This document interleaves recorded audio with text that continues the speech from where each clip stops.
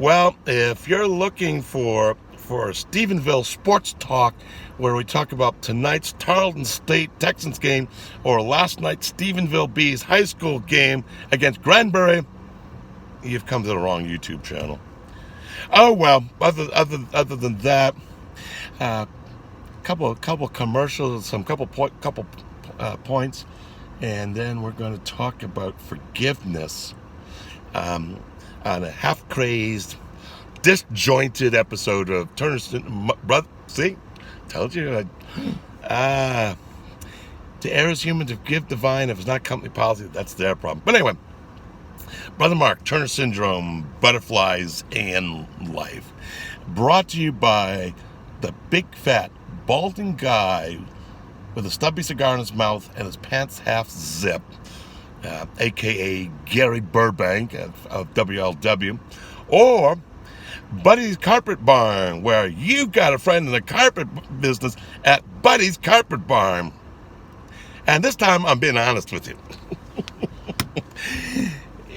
Sales is kind of interesting, and then you have to have a little. I can't sell. I just can't do it. And sometimes you have to. There's persuasion that's involved, and little tricks to close the deals. But what happens if somebody gets taken for a ride? Then it ain't so fun. And that's what we're going to be. That's what we're going to be kind of talking about. In last night's, there was a video which I posted, and I want to apologize. That was a long one, but just to get all the material in the background history, the video on the victimized narcissist really took about. It needed that 45 minutes. So it's I apologize profusely for that one, but to do the issue justice, it really took a lot of background and explanation. So just homework on that. I'm trying to turn on one of the busiest thoroughfares in Columbus, and I'm not getting anywhere. In fact, one of the two busiest corners in Columbus. Hey, I think I'm going to make it in one piece. Hey, I feel better already. Anyway, it's not funny though when you're on the receiving end of a bad deal, or when it's not fun to be taken advantage of. It's sometimes when one's really deceived, it can be some devastating heartbreak. But this afternoon, I wanted to talk about, make some observations about the stalking incident, and when it's all said and done, I'm going to officially offer the church my forgiveness, but I wanted to kind of go and explain why. And as many people know, there was a lot of people in the Turner Syndrome community are probably all too familiar with the what we'll call the Windsor Heights Memorial Church stalking fiasco, which is clearly not that, and if one knows how a victimized narcissist works and kind of create a story and try to falsely get everybody's sympathies, and then pulls everybody into the drama, I think I may be left with the conclusion that I think that the church has been had and may have been taken for a ride. And having I also have with me Hannah, right, Hannah? Sounds like she's in the car. She must be having some dreams. So, okay. Oh well. You okay, Hannah? All right. Well. Anyway. So.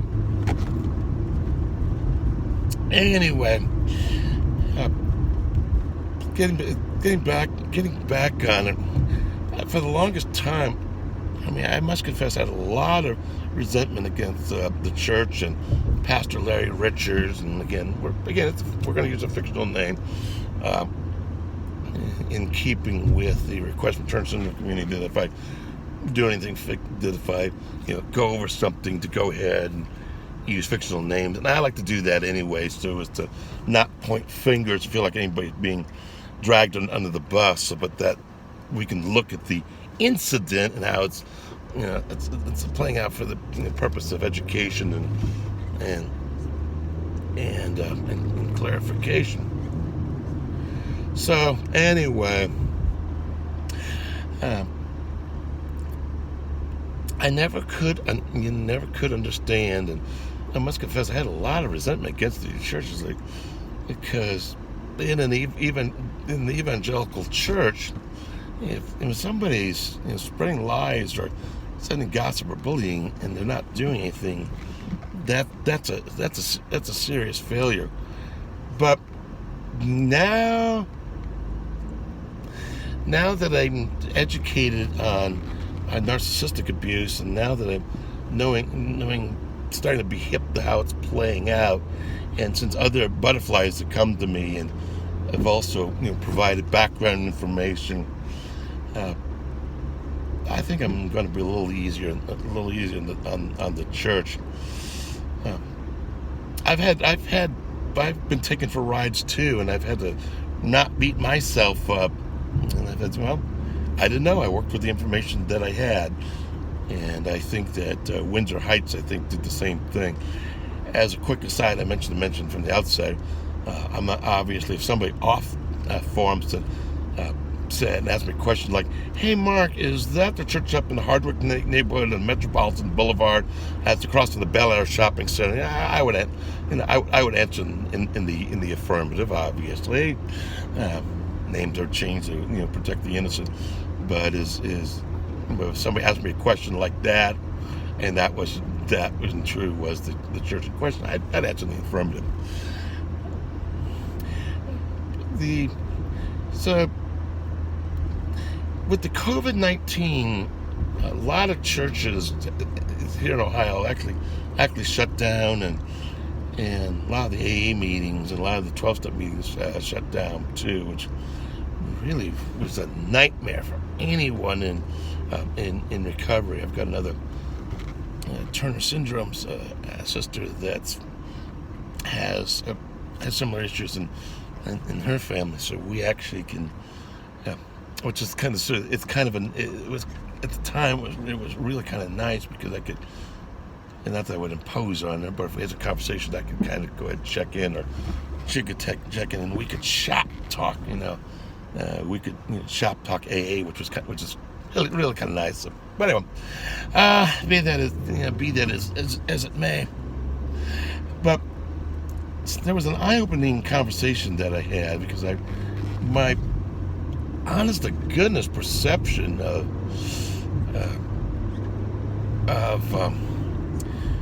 Pastor Larry was, he was just a blathering idiot. He just didn't know what he was doing, and I'm sorry, I had a lot of resentment. Why wasn't he seeing it? And one day in an AA meeting, somebody actually brought up Pastor Larry, and I told them what happened, the problems that I had, and they said, "Wow, Mark, I'm so sorry that happened." He was, the other AA brothers was really respectful and open-minded, and so, but then he went on, but then I finished, and he went on to talk and said, Larry has got such a heart for the recovery community. He knows what drugs and alcohol can do, and he did all he could to try to keep those meetings at Windsor Heights open. And there were nightly AA meetings and Narcotics Anonymous meetings, and all of a sudden the picture I had of Larry was not one that was portrayed. After I got to start doing reading on how narcissistic abuse pulls out, how this has actually been the de facto bullying in the Turner syndrome community, then I started to go, wait a minute. And normally in a healthy church, normally in a healthy church, if somebody levels an accusations that the Heidelbergs did, it would go to a formal hearing. And I think now that I know how the victimized narcissist plays, oh, he's stalking me. It's awful. He did this, that, and the other. And then you also got Mrs. Heidelberg, who can really throw her weight around, and I think that the pastor took this, bought the story hook, line, and sinker. And in all fairness, with all due respect, I think he took the story, and I think based on the information he had, I think he acted appropriately. He didn't have the full story. Now, in the end, the church did get the full story. Not only the pastor, but the district superintendent and the discipline and the pastor of discipline who handles disciplinary. And so, I mean, at this point, if a pastor in an evangelical church, in an organized evangelical church, doesn't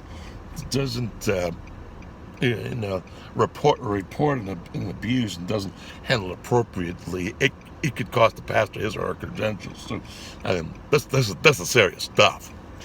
So, but I got to thinking that based on the information that Pastor Larry had, I think he made a judgment call.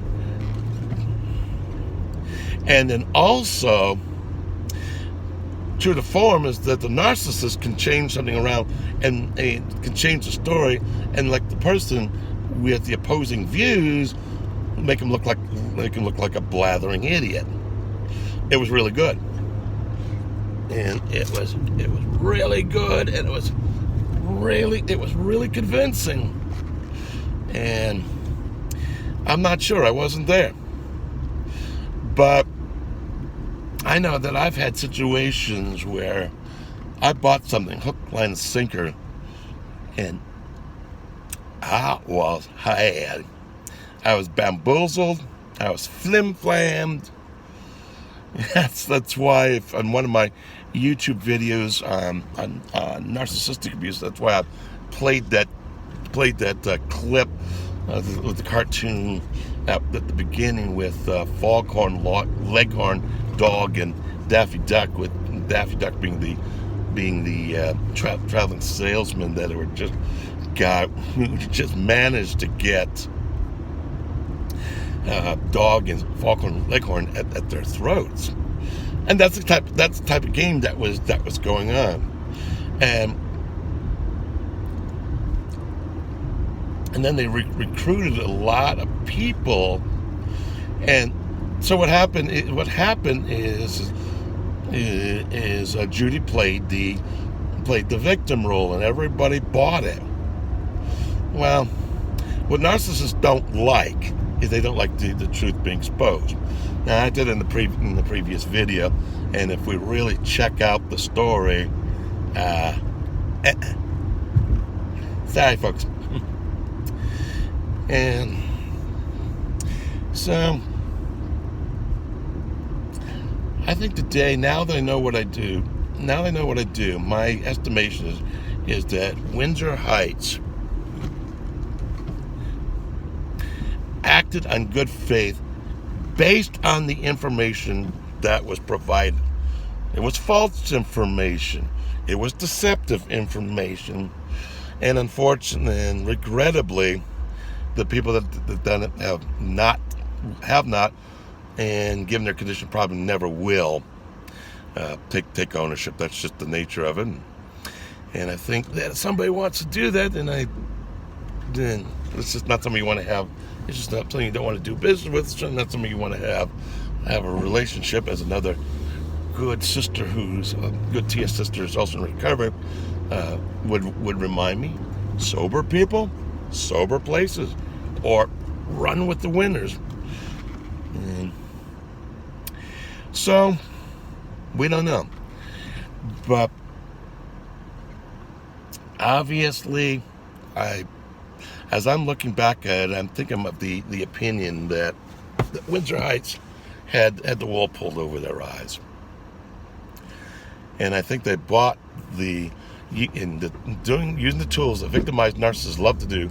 I think the church bought the story hook, line, and sinker. And today, just to reiterate, I think the church acted in good faith. They made a faulty judgment call, but they worked with the information that they had. So today, officially, obviously, I know that Judy is no longer in employment because, and I don't know what happened. It's not my business. If somebody wants to tell me, it's like, okay, thanks. Okay, yeah, that explains a lot. And if they don't, hey, that's okay. I don't care. But because Judy is no longer in employment and in ministry at Windsor Heights, and because of of how the leadership at Windsor Heights and the denomination that they're part of were misled, at this point, I officially forgive the church. I forgive Pastor Larry Richards, not his name, but he is officially officially forgiven the church. I have no claims, and at this point, I want to, consider I'm going to go ahead and consider the matter closed. If anybody off forum ever wants to get in touch with me, or somebody at Windsor Heights ever wants to to follow up, that's fine. Also, at the same time, I want to thank Pastor Larry for his heart and his care for the recovery community in the Hardwick neighborhood, up on Metropolitan Boulevard, and his love, his care, and that I want to give him kudos for trying to do everything possible to keep the church open, and so that other people could meet. And I know that he did, that Pastor Larry did everything possible, and as a long-time member of Alcoholics Anonymous and other 12-step groups, my heartfelt kudos and my heartfelt gratitude for the work that he does, and for what he does for the recovering community. So anyway, so I'm hoping that hoping we can kind of grow and learn from the story, and I hope that we can. I would just encourage everybody to obviously we can't have bullying in the Turner Syndrome community, and you can't have it butterfly to butterfly. You can't have butterfly outsiders. And it's wrong also to cover it up, and it's wrong to stay silent. It's a complicated issue, and unfortunately, the people that originally started have adamantly refused to come in for formal reconciliation, for mediation, and as a matter of fact, the church that we are all members of is also the same documentation of what's going on, and several pastors and the district superintendent are also aware of it, and obviously we don't want them to have them come back and to face an inquisition, or a screaming match. But truly, what can we do to heal the relationship? However, but in our church tradition, if they do not come in for reconciliation, then